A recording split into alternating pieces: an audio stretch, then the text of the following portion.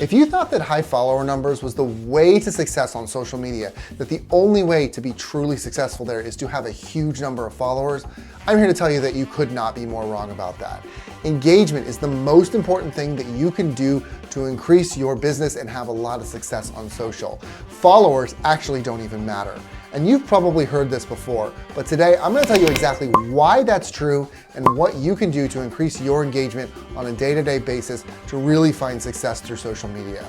My name's Trent Kennelly, I'm a marketing strategist, and on this channel I talk about all the things that you can do to improve your business through marketing, sales, and analytics.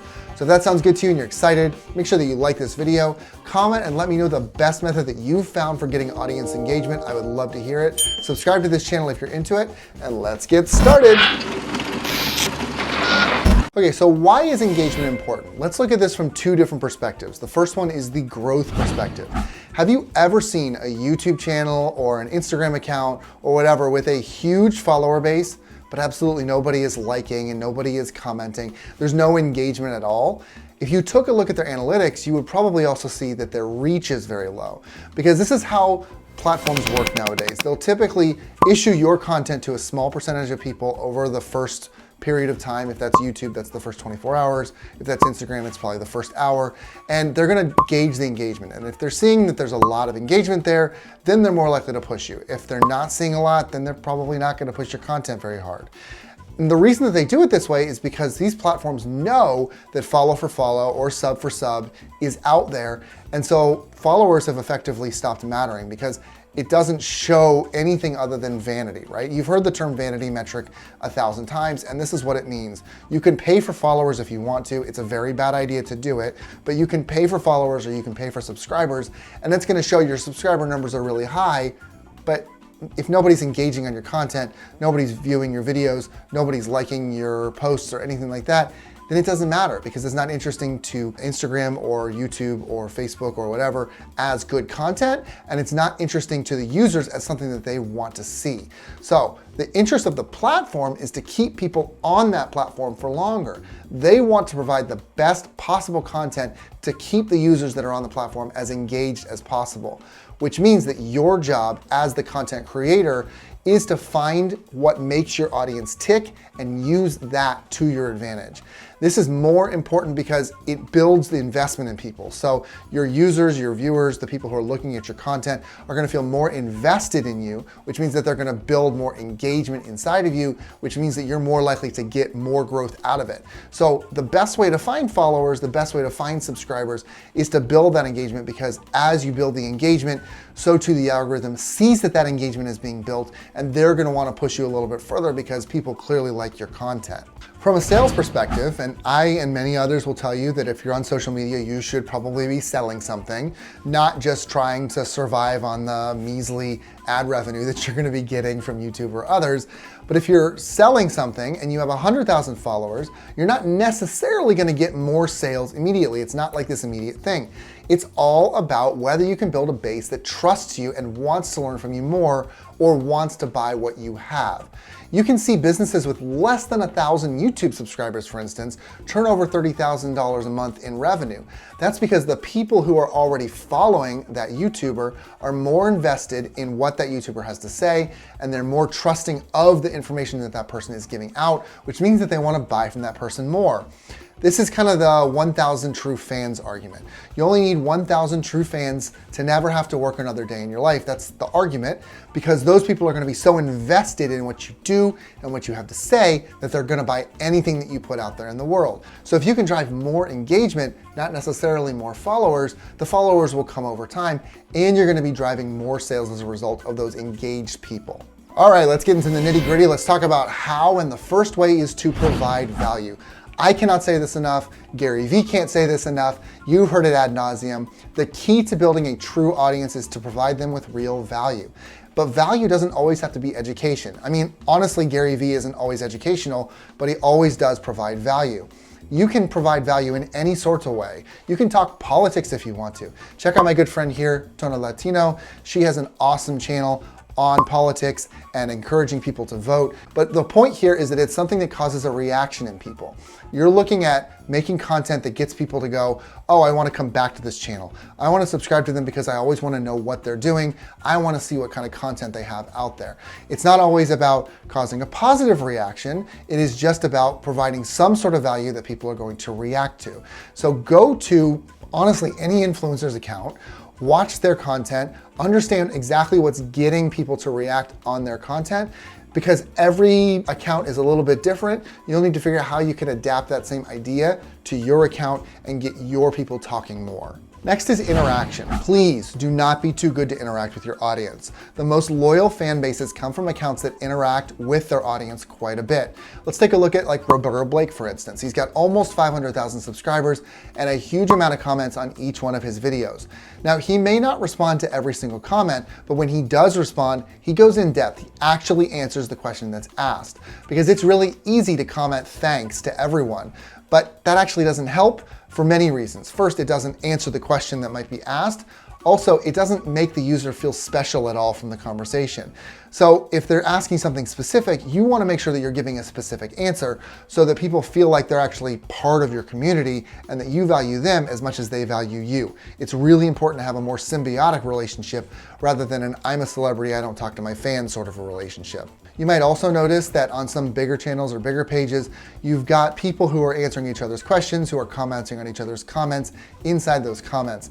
This is a technique to build up your own engagement, because this is a lot of smaller accounts that are trying to get noticed.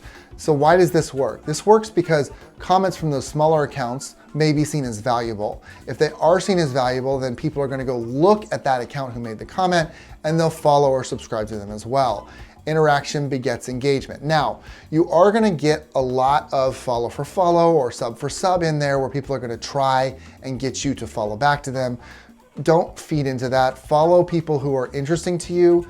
Don't follow for follow. You should expect in this method that you're going to see a fair amount of fluctuation, because there are going to be people who are going to try and follow you to get that follow back. And if they don't get it, then they're going to unfollow you. They'll unfollow you either way. So just expect that that's going to happen. But the people who do come to that page and see that your content is truly interesting to them will stay subscribed or stay followed. So you can expect that there will be a slow growth curve with a lot of fluctuation in the middle of it. Next, be always brand aware. Remember that the minute you start posting online in a certain way, you are now that person.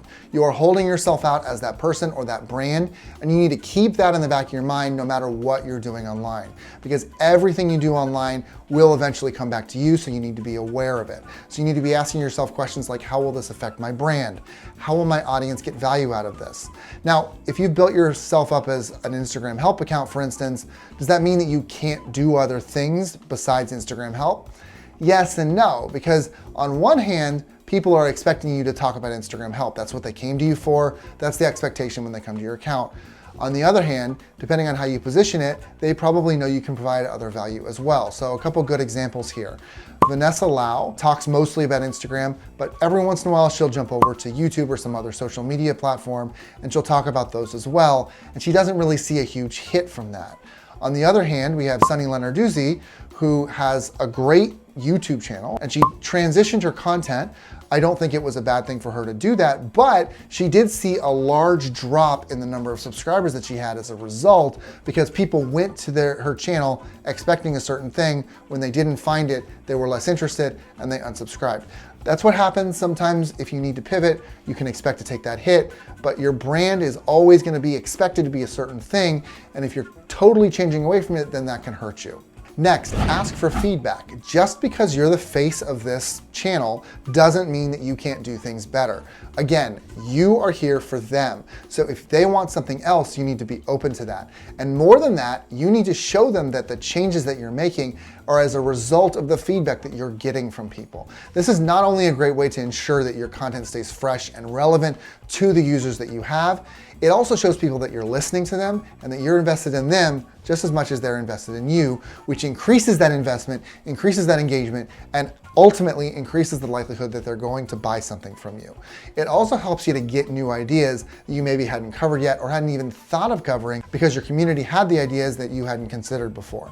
You could, of course, always do this this as a survey, but that's just a little formal. Save that for the most part for something more concrete. Here you want to focus on what people are telling you in the moment and always being open to that feedback and to changing. Next, ask questions of your audience. This is one of the oldest techniques in the book, but it still works really well. You'll probably notice that I always ask a question of you at the beginning and the end of my videos for people to respond to. For instance, in this video, I asked you what your best method for audience engagement is. Please let me know what that is in the comments. I would actually really love to know. But my point here is that if you ask for questions, people are more likely to give you responses to questions. People are always going to feel that impulse to say something, but if you ask them something specifically, they're going to feel more of a stronger impulse to engage with you and to interact and to put that question or that comment or that answer down in your comments. Another way is to build a community. Communities are greater than followers because, again, followers really don't mean anything. It's about who believes in you, believes in your message, and is emotionally invested in it and in you. A community of 500 people will always yield better business results than 100,000 unengaged, uninterested followers. Followers don't create communities, communities create followers. But they do need a place to gather, and a Facebook group is a really great option for this. If you compare a Facebook group to, say, an Instagram page, they feel very different. Whereas an Instagram page might feel like an open field where you're amongst 500,000 other people, a Facebook group feels more intimate. It feels like these are your people, these are your community, these are the people who are really more invested in what you have to say as the brand, as the influencer, as the person building that community. So if you can build a Facebook group, you're in a really good position to get people more invested and more engaged in listening to you even closer. The last method is to go to them. Reach is so low on most social media platforms today that build it and they will come just doesn't work anymore. You have to go to others and engage with them before they're gonna wanna engage with you back. That's how you're gonna see the most growth. Gary Vee has a great option here called the $80 approach. His idea here is you go to the top 10 hashtags in your category and you comment on the top 9 posts in those hashtags every single day, which will build more engagement and get more people coming back to your profile. This works great on a micro level if you're doing it for one platform. You can check out this video on the full Gary Vee content strategy to see if it even makes sense for you. I'm gonna tell you that it probably doesn't, but check out the video if you want a full view on that. But one way or another, if you are looking at this from the perspective of interaction to build interaction, LinkedIn can be a great option here because you can gain dozens of followers off of a single comment. Instagram is great here if you're willing to comment quite a bit because there's so much interaction there. Facebook, it doesn't work at all. So really, it depends on which platform you're gonna do this for because giving engagement will get you engagement on the platforms where this works. So there you go. Hopefully you have seen that engagement is the most important part of your social presence, and without it, no matter how many followers you have, you will be totally invisible. I hope that really helped you figure that out for yourself and to kind of pinpoint exactly how you're gonna do that going forward. If you want more info on social media or marketing trends or anything like that, I have a 2021 marketing trends guide that you're gonna need to know about. You can check that out in the description. I have dozens of other free guides you can check out as well. If you need any coaching, please come check out my website for that as well. I have some coaching options for you that you can take advantage of to really get some direct help from me. I love to talk to people and help them out, so please feel free to check that out as well. If you like this video, please make sure that you give it a like, comment, and let me know the best method for getting an audience engaged. That is exactly what I was talking about before. Subscribe to this channel if you're into it, and I'll catch you in the next one.